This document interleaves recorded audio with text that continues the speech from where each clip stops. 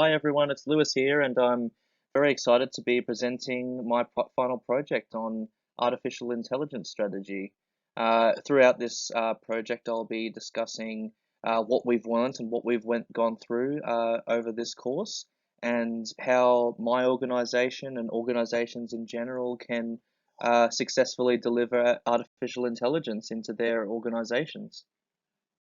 So starting with the fundamentals of AI or machine learning, from what I've gathered throughout this course is AI or machine learning changes the how, not the what, in terms of business processes being conducted by large or small organizations or individuals. And that also can involve machines and computers performing tasks historically performed by human beings.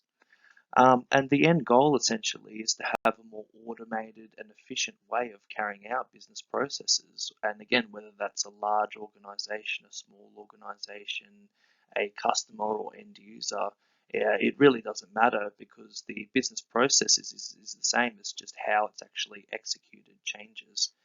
And looking at it from a more fundamental perspective, machine learning essentially is gathering a set of input data and having that cleansed and sorted in a way that an AI tool can make sense of it, and having someone set up the basic rules and algorithms for that AI tool so that with those two variables, a set of output data can be produced that can provide valuable, informative conclusions and information so that an organization or individual end user customer can make informed decisions on what they want to do next.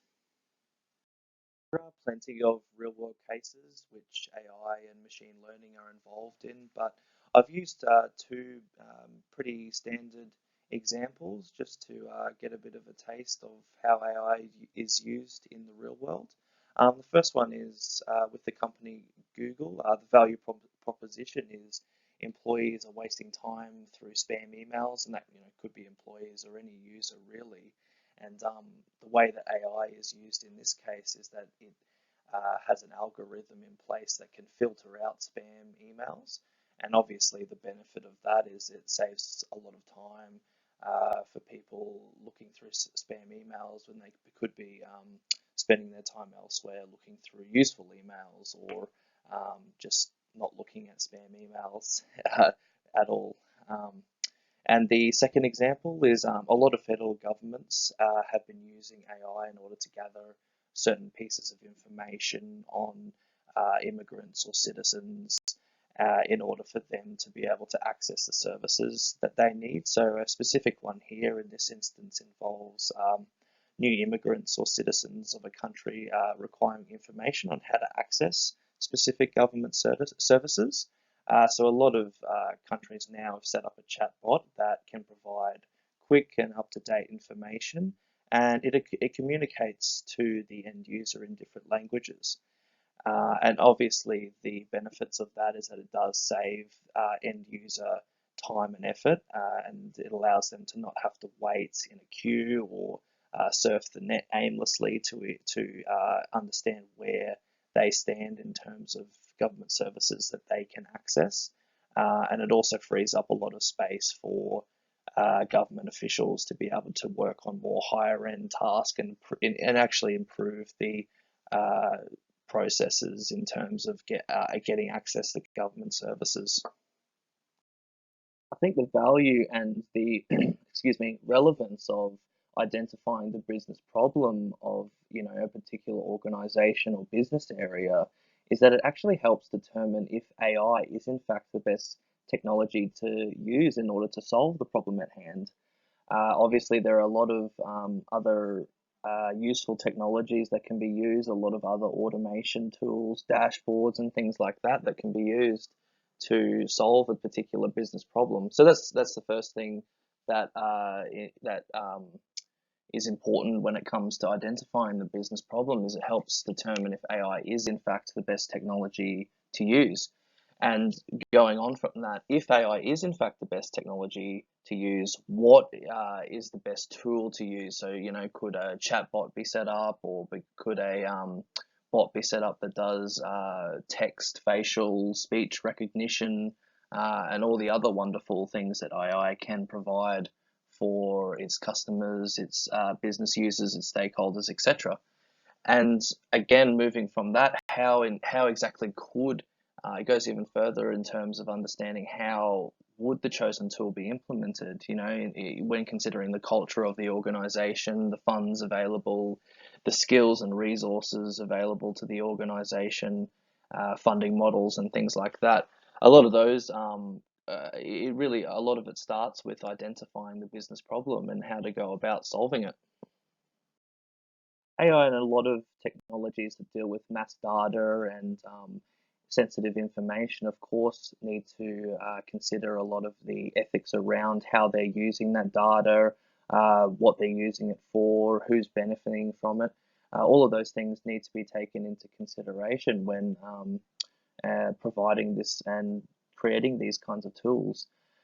First one is obviously the safety of the AI tool, and the classic example is the automated driving um, cars that are being created. Obviously, safety of humans is and other beings, I suppose, is paramount. And obviously measures and risks assessments and testing and things like that have to be undergone to be able to ensure the safety of the AI tool in that particular instance. That's just one example. There could be many others. Jobs becoming redundant as a result of AI. There's no question, even reading the papers, a lot of the big four banks have been using AI in order to help with customer service and information gathering and things like that, which has resulted in some redundancies. But at the same time, you need to remain positive and progressive in these circumstances, and other skills and other opportunities arise from these sorts of things as well.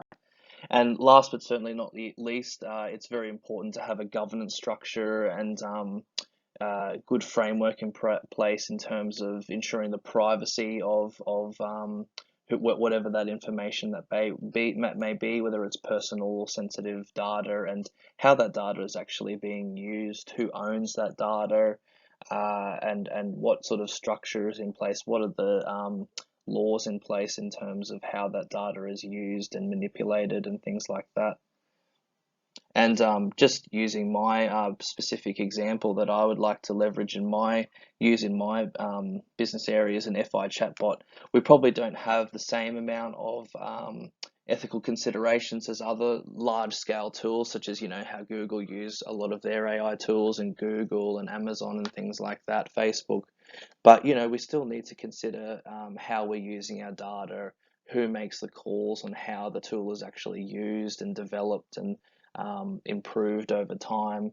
And also, with the reduction in a lot of the questions and frequently asked questions that would be asked by service staff that would typically be answered by an actual person, you'd have to consider, redundancies and things like that, and how we can sort of transition employees into other skills and other jobs and things like that. Yeah, no, definitely some important considerations in our team as well. So for my organization, I'd like to look into the prospect of implementing a FI chatbot that would be able to answer basic finance help desk queries that internal staff may have. Some interesting thoughts and advice was given by Matt actually on whether or not this FI chatbot would be built from scratch, or it could be used through existing technology. And I thought that was interesting because our organization currently has a HR chatbot that answers basic HR questions, queries that internal staff have. So I think from that, it would be best to leverage off their experience, resources, and technology, and basically create the FI chatbot based off what the technology available from the HR tool, from the HR chatbot, sorry. And this comes into obviously the team and who would be involved in this and things like that. And the beauty of our organization is that it is quite large. It is quite renowned for its IT and technical resources. So in terms of having resources available and funding available, that's not so much the problem. I guess more the challenge or with when it comes to a team environment is having the right people in the team and also being able to communicate with the key stakeholders and maybe not so key stakeholders, but also have but they still have an interest in the tool itself. So maintaining that communication stakeholder engagement across the department of about 40-50,000 people is going to be the major challenge. But essentially, I've just included my core sort of team here. I haven't included, product managers, project sponsors, and other key stakeholders. I've just included the core team, so the product owner and a scrum master, and also the actual multidisciplinary team that would actually develop and test and gather the requirements for the FI chatbot. Another interesting piece of advice I think Matt gave me was that if I am building it from scratch, or if I'm not building it from scratch in this instance, there probably won't be so much emphasis on needing to acquire a AI specialist, machine learner, or engineer. It's more a matter of having a skilled developer, which obviously there is more of a there's basically more developers out there than machine learning engineers, so it's quite easily to get a hold of those kinds of people. So that could help from a resourcing perspective. And of course, we will need a data scientist, whether that's internal or external to the department. Is definitely something that needs to be discussed. And we've obviously got a designated test manager, a designated product owner, and business analysts, that are able to engage with the stakeholders. And myself, obviously, as a product owner, would need to be able to engage with the stakeholders, a wide array of people, and basically have that support, and as well as having that support from the product manager and the senior responsible officer from a more high-end perspective. Of course, with a large organization, there comes its challenges, particularly with respect to introducing new and possibly innovative ways of conducting business services and processes and things like that. And also with an organization that's so big and has been around for such a long time, that's obviously going to be quite a challenge for employees. Ensuring that they adopt and embrace the new technology, that it's sustained and delivers value. That I think that's more of a human thing more than the technological thing. Is really getting people that buy-in and winning the hearts and minds of people with respect to embracing the new technology and seeing it as a positive and assistive tool that will help them and get them answers quickly instead of something that's threatening or might cause them to lose their sense of importance and things like that. And I think that definitely comes down to change management and really sort of ensuring that the culture is ready to embrace AI as a technology. And I think that comes down to providing as much information as possible and being as open as transparent as you can. And I think patience is also important, allowing a decent amount of time for this AI tool, this chatbot, to grow and thrive and be involved in business processes more so than not. Um, Funding, I guess, is also a challenge. I think for any project, getting the right funding is also a challenge, but with the right business case, the right people involved, and the right sort of attitude, that those sort of things go hand in hand. And when at this stage, our organization is really pushing towards automation and modernization, and this definitely supports that. A AI tool definitely supports that and reinforces that. And lastly, but not least, ensuring that the organization has the right skill sets and education to sustain AI technologies. I think that's probably not a problem for our organizations, as we do definitely use AI technology in other fields such as HR, the HR chatbot, and other areas on our website. So that shouldn't be too much of a problem, but it's still important to have the right people in the room at the right time, and also acquire resources and consultation from other agencies, other professional bodies, or wherever that or whoever is going to ensure that the product is successful and useful and is going to be used into the future. And of course, whether or not you're a large or small organization, if you've been given funding to be able to develop something new and innovative, uh, you need to be able to measure that performance and ensure that the funding that's been given has been used effectively and efficiently and will deliver benefits for throughout the long term. And ways that we've sort of looked into how we can actually measure that and prove that is looking into some key performance indicators such as how often people use the chatbot, so we could record and report on how many people are interacting with the chatbot, and also how accurately the chatbot answers the questions posed to it.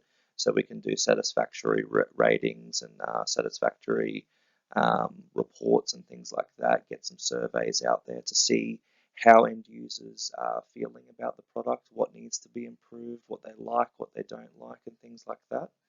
And lastly, but not least, has the chatbot actually reduced the frequency of questions, low value, easy to answer questions that have been sent to the positional mailbox? Has that allowed help desk staff to be able to focus on, more higher end, more strategic, more big picture goals?